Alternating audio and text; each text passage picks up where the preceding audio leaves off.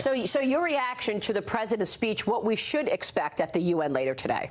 I think what you're going to see from the president is strength. You're going to see that America is back, the respect from other countries. He's being strong about opioids and what drugs do to nations, tearing apart, but also the direction of where we're going with North Korea and also with Iran. I think he'll come away very positive for the next couple days. Yeah, John Bolton joined me this weekend on Sunday Morning Futures and basically said, look, if Iran doesn't change its behavior, there will be more sanctions. Is that in the cards? That is exactly in the cards, because we got to change the direction of where they are. How can we sit down with North Korea and say they've got to end their nuclear program, but allow Iran to move forward? What did Iran do with those billions of dollars they were given? Fund terrorism around the world.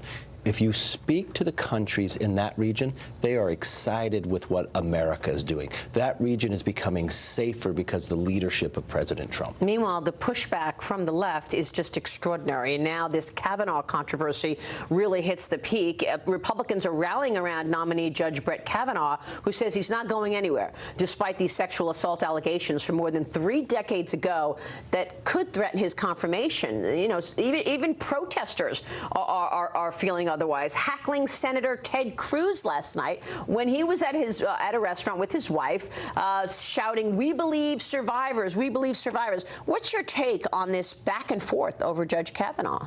Well, I see hypocrisy in the Democrats. So there's a sitting Democrat today in Congress from California, Tony Cardenas, who was accused by a 16-year-old woman being harassed, sexually harassed, just a couple of years ago. Where is Feinstein or Pelosi on that? We've heard nothing about this. Or what about Gil Soneros, who's running to become a congressman down in Southern California, Ed Royce's old seat against Young Kim?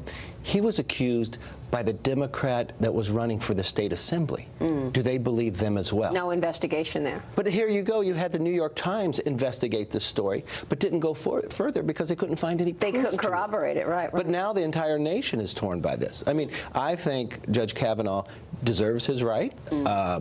Well, we'll hear from Blasey Ford. Yeah, hear both. But when her own friends who she says were there were not, I mean, I think the American public needs to see that as well. But here we are just, 45 days away to the midterm elections, and the left does not want this president or this Congress to have any more victories. And yet we got this new Gallup poll out this morning revealing favorability toward the Republican Party, hitting a 7-year high.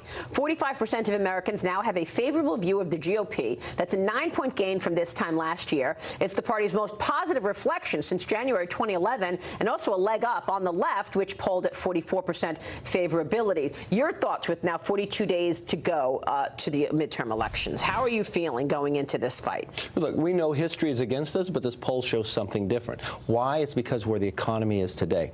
Another very interesting fact, 51% of the country thinks the economy is either good or excellent. Now compare that to October 2010, Obama in his first 2 years, only 12%. That's the contrast, and if people care about the economy, where we're moving towards, I think Republicans keep the majority. There are more jobs being offered than people looking for it for the last 5 months.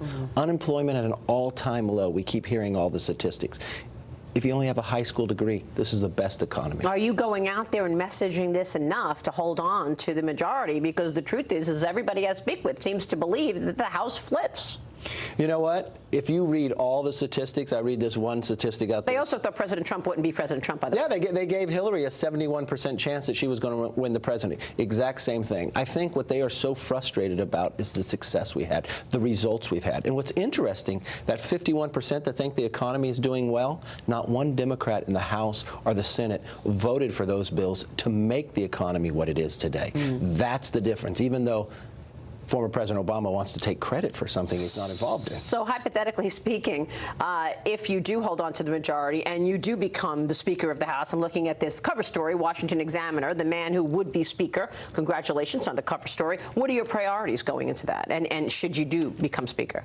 Well, I think the most important thing we do have to make sure that Republicans do keep the majority so a Republican could run for Speaker. But we have our job cut out for us, the amount of debt that has taken on in this economy. We need to balance our budget. That should be #1 of where we go forward. We've been building our military. We have to finish the job. We've got to make sure not just the economy moving, but into the next decade as well. We want to make sure the next century is the American century. Well, and we're poised to make that happen. One thing that I know you've been working on is social media and this perceived really censoring conservative ideas. Google CEO is now going to be meeting with GOP lawmakers. Sundar Pichai going to meet with lawmakers this Friday and then again at a public hearing later this year. The move comes amid growing scrutiny against the company for allegedly biased search results, violations of privacy, renewed relationship with China. You voiced your concern with Google, I know, and you've been behind really moving the needle on a lot of this. What do you want to hear?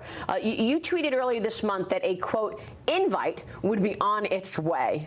And if you notice from what the results from that, I had a conversation with Sundar. It was a very good conversation. He will be in my office this Friday with other members, and he is committed to coming to a hearing this year, which is a change of where Google has been. I'm concerned because 90% of all searches go through Google. 90%? Yeah, and 95% of everybody drops off by that second page. So that first page matters a lot. There are real concerns are the conservative voices being able to come across. And I think transparency is key. You know, Google also owns YouTube. Facebook also owns Instagram. Then we had Jack Dorsey come in from Twitter as well.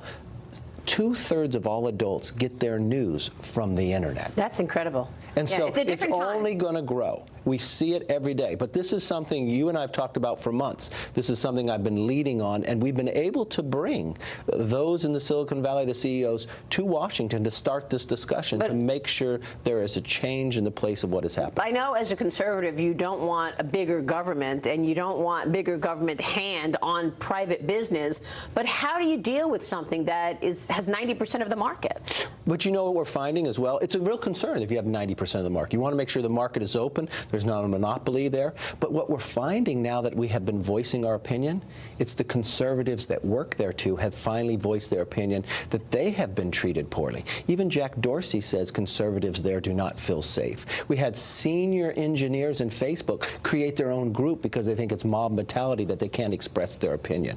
I imagine that the exact same thing is happening in Google. Sundar recently put out a letter after my conversation with him, making sure that employees are not putting their own political bias in. We watched that video of the day after the election of executives crying. We've watched the other memo that came out of the silent donation of using Google to try to move certain people because of the information they have on us to send them just to vote for Hillary Clinton. Those weren't my words. Those were Google employees' words about a silent donation. Do you think the American people recognize sort of some of the behavior on the left in terms of, you know, the public shaming, the, you know, putting your finger on the scale when it comes to social media, and will that drive votes in November?